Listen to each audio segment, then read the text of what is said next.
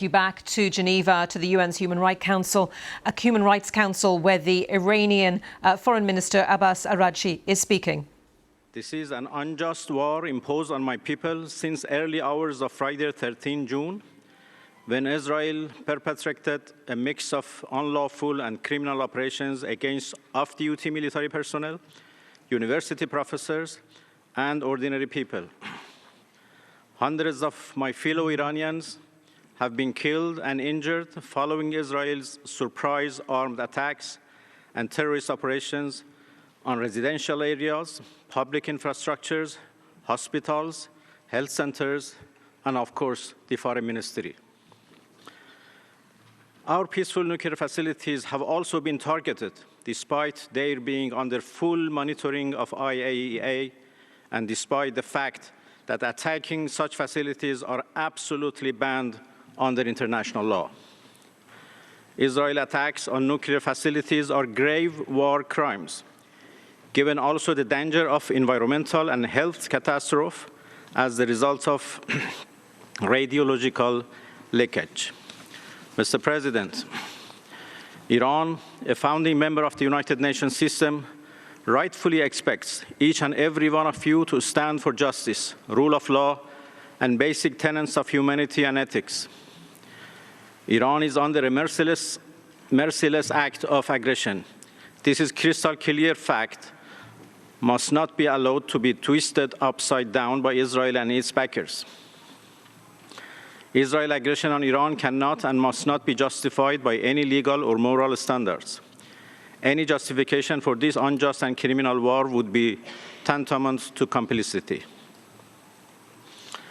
Iran is defending itself against the barbaric aggression. We are entitled, tasked, and determined to defend our territorial integrity, national sovereignty, and security with all force. This is our inherent right, as also clearly recognized under Article 51 of Charter. Dear colleagues, the peace and rule of law are at serious stake as a result of Israel's unlawful invasion of Iran. Israel is committing war crimes and crimes against humanity.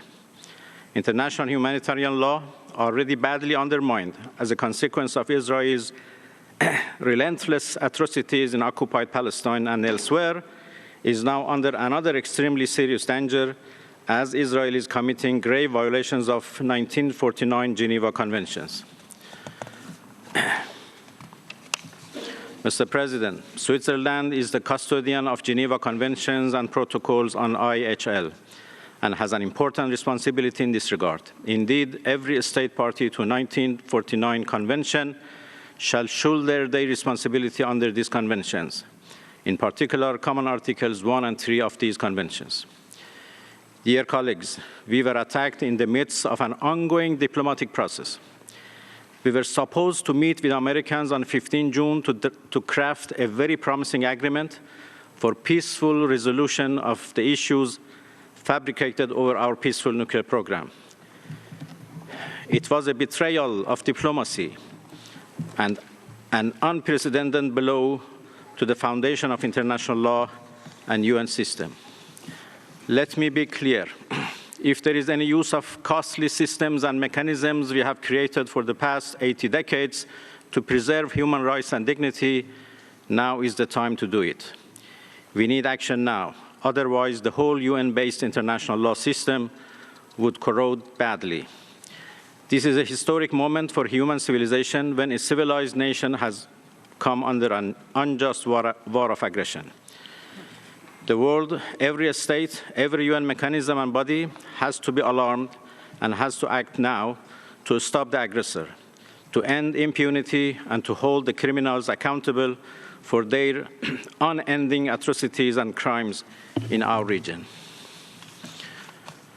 This is a call from someone who has allocated his whole life to dialogue and diplomacy, but who also is a veteran of an imposed war by Saddam regime and knows how to defend his beloved motherland. Thank you so much.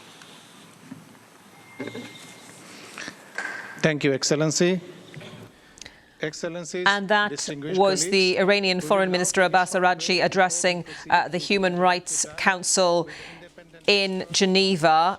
He said that Iran had been attacked in the middle of an ongoing diplomatic process and called it an unjust war. Earlier we heard from the ambassador for the permanent mission of Israel to the UN office in Geneva, saying that Iran was destabilising the world and was an imminent and existential threat to Israel. So those comments ahead of the talks involving the foreign ministers of the UK, Germany, France, and the Iranian foreign minister who you saw there taking place in Geneva shortly.